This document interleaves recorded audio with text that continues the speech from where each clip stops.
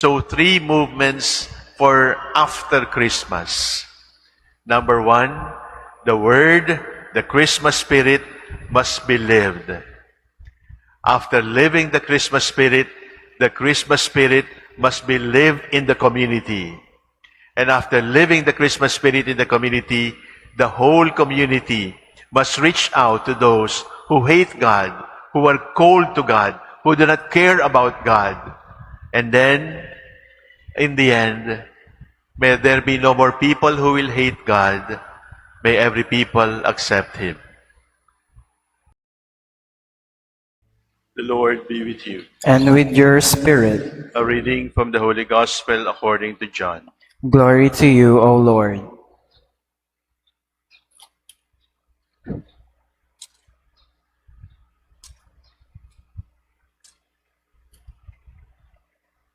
In the beginning was the Word, and the Word was with God, and the Word was God.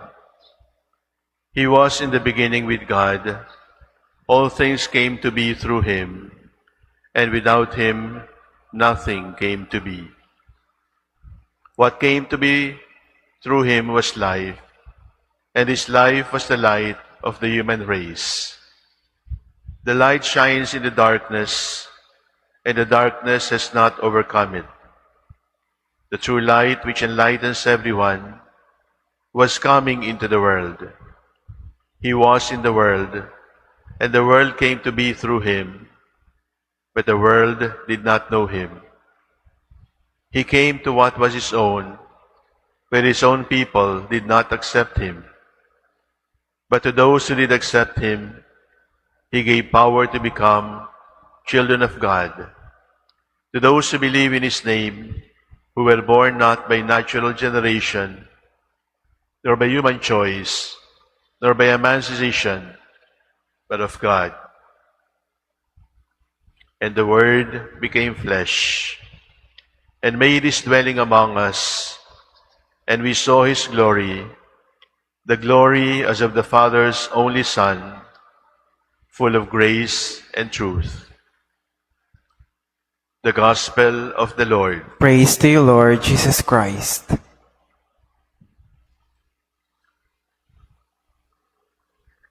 It is a happy day because it is Christmas.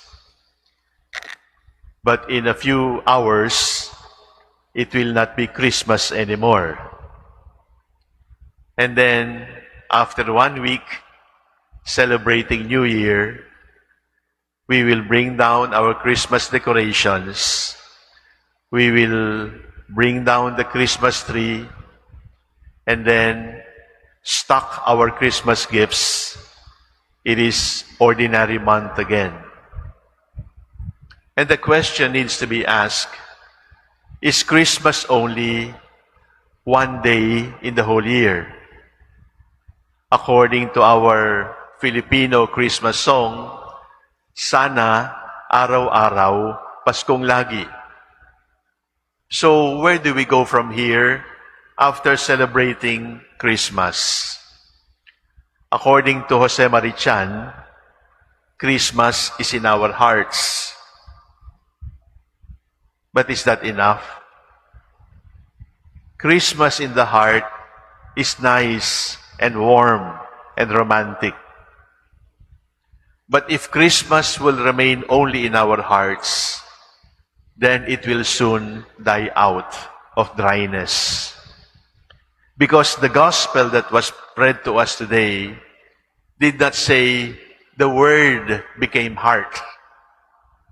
The gospel did not say the Word became feelings. The gospel did not say the Word became a sentimental feeling. The gospel said the Word was made flesh. In other words, Christmas needs a translation, and the translation of Christmas is into our lives. Christmas in our hearts is romantic and nice. It is even poetic. It is nice to hear. But Christmas lived in our lives can sanctify us. Christmas lived in our hearts would be making us romantic poets.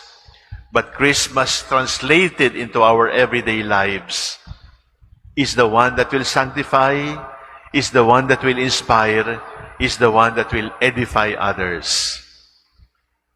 Do we end from there? No. After Christmas is translated into our lives, the gospel says to us, and He lived among us. In other words, the Christmas spirit is not just for individual persons to live. The Christmas spirit must make us brothers and sisters.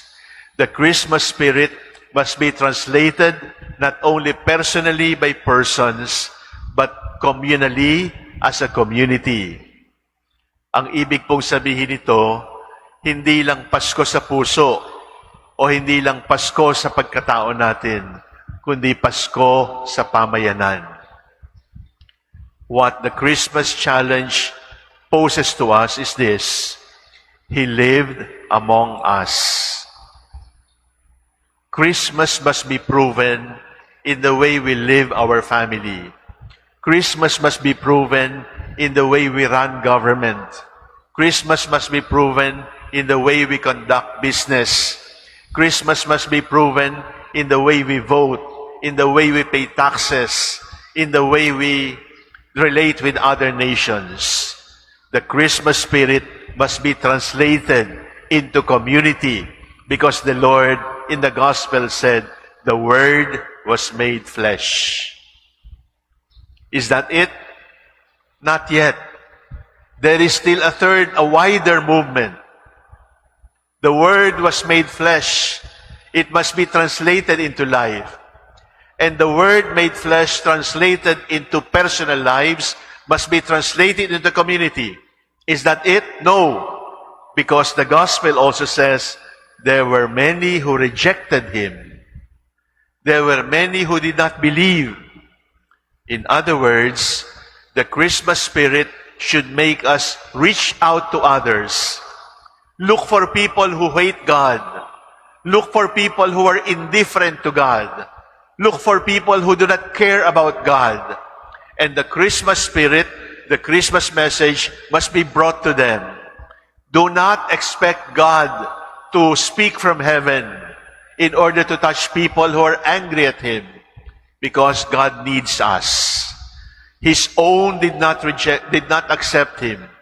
His very own rejected Him. If we are true Christians, we cannot tolerate people rejecting God. We cannot tolerate people refusing to believe in God.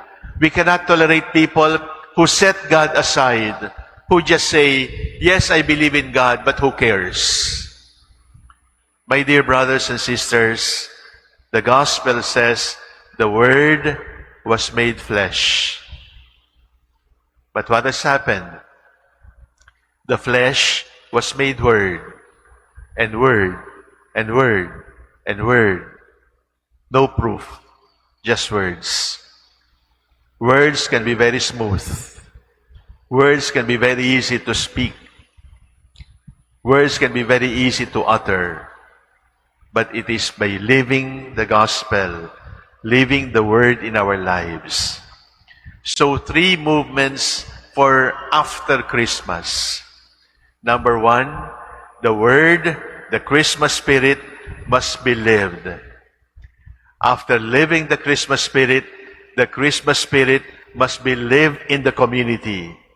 And after living the Christmas spirit in the community, the whole community must reach out to those who hate God, who are cold to God, who do not care about God. And then, in the end, may there be no more people who will hate God. May every people accept Him. Christmas in our hearts is romantic and nice, but Christmas lived every day in our lives will sanctify us and make us saints.